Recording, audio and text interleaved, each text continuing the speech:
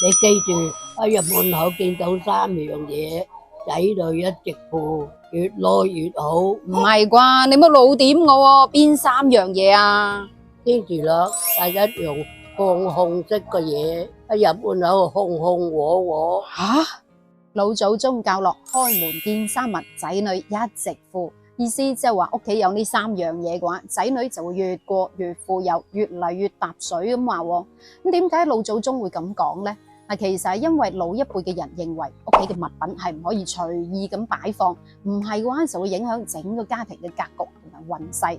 譬如話一啲唔着嘅爛鞋、發毛嘅舊鞋，又或者地拖啊、掃桿都唔好隨意擺喺屋企嘅門口，因為屋企門口乾唔乾淨、企唔企理，都會影響整個家庭嘅運勢嘅。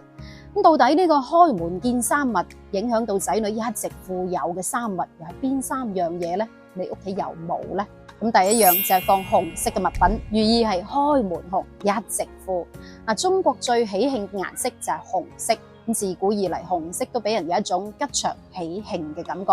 例如話過年、結婚、生日，又或者係開張新屋入伙，都一定會出現紅色。紅色嘅寓意紅紅火火，越嚟越順利啊嘛。咁如果喺屋企放啲紅色嘅擺件啊物品就更加好啦，例如話一張紅當當嘅地氈，一打開門就見到。又譬如話喺屋企嘅廳放個中國結，亦都係唔錯嘅。老一輩話齋，開門見紅，家人唔會窮啊嘛。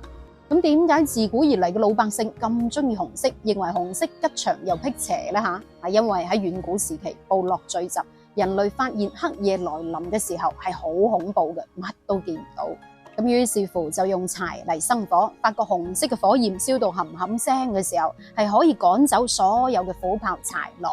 咁到咗天光嘅時候，紅日升起，紅色嘅太陽照耀大地，又可以掃走一切嘅陰霾同埋魑魅魍魎。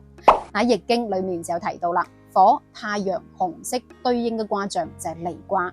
咁呢個卦象係俾人一種積極向上嘅正能量嘅，咁所以就促成咗中國人對火太陽紅色嘅崇拜啦，認為紅色係既吉祥又喜慶嘅顏色。過年掛紅嘅習俗亦都慢慢開始形成。咁唔知你屋企有冇放啲紅色嘅擺件物品呢？評論區話我知啦。咁第二樣又係乜嘢呢？綠色嘅植物，你屋企有冇？冇就放低噃。依家好多家庭都會喺屋企種翻啲花花草草嘅，例如話月桂、蝴蝶蘭、君子蘭、繡球花、藍雪花等等。咁如果屋企地方夠嘅話，仲會種一棵有寓意嘅樹木嚟提升下自己屋企嘅品味啊嘛。譬如話羅漢松啦，因為家有羅漢松，後代出富翁。又譬如話會種翻棵黃楊樹。正所謂家有黃楊，世代棟樑咁話喎。咁呢2棵樹唔單止越種又越值錢，而且仲可以招財納福、鎮宅添。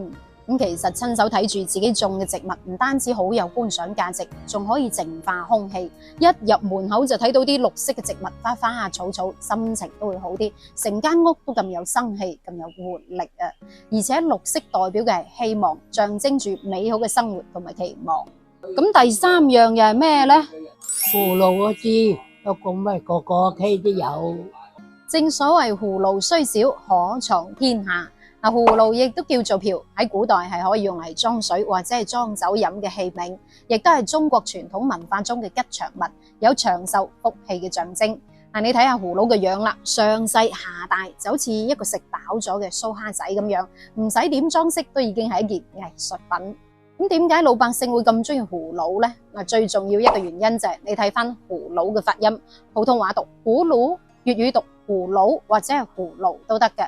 咁葫蘆呢2個字發音係咪好接近福祿壽、福祿良嘅字發音呢？福祿喎，邊個唔想呢？係咪？尤其喺古代，好事喜事都會用到葫蘆嘅。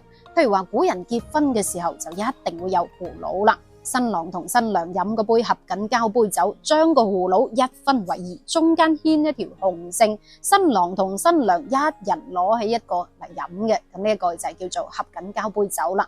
寓意就係兩夫妻永結同心咁解。因為佢寓意好，所以好多人就會買啲葫蘆嘅擺件掛件放喺屋企，又或者係掛車入邊啦。咁如果想將葫蘆掛喺屋企，嗱，其實都好有講究嘅。其中一種掛法就係將銅錢，以前嗰啲銅錢嚇，同埋個葫蘆掛埋一齊，呢個就叫做金錢吊葫蘆，準主福祿壽啦。咁仲有一種掛法就係將5個葫蘆掛埋一齊，串埋一齊，呢個掛法就叫做葫通福，寓意就係5福臨門，長壽安康咁解。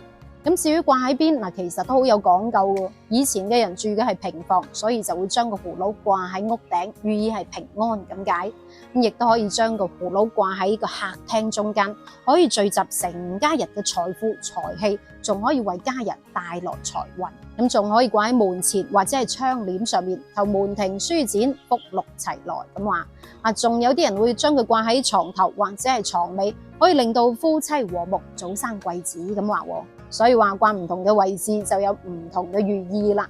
咁掛幾個先啱呢？嗱，有個講法係話掛門口就用雙數，其餘情況多數都係用單數。譬如話3個、5個、7個、21個，係表示陰陽相生，生生不息咁解。咁你屋企有冇掛葫蘆嘅咧嚇？咁呢一個就係古人講嘅開門見山物，子女一直富啦。仲聽過有人話一入門口要放個金魚缸，可以招財進寶。仲有人會將個財神爺請返家中，有招財納福嘅寓意。但係我認為嗱，呢啲物品只不過係求個心安理得嘅啫。與其話呢啲物品可以帶俾自己好運財運，倒不如話佢係一種心理暗示，提醒我哋自己要積極向上。求人不如求己啊嘛，你話啱唔啱呢？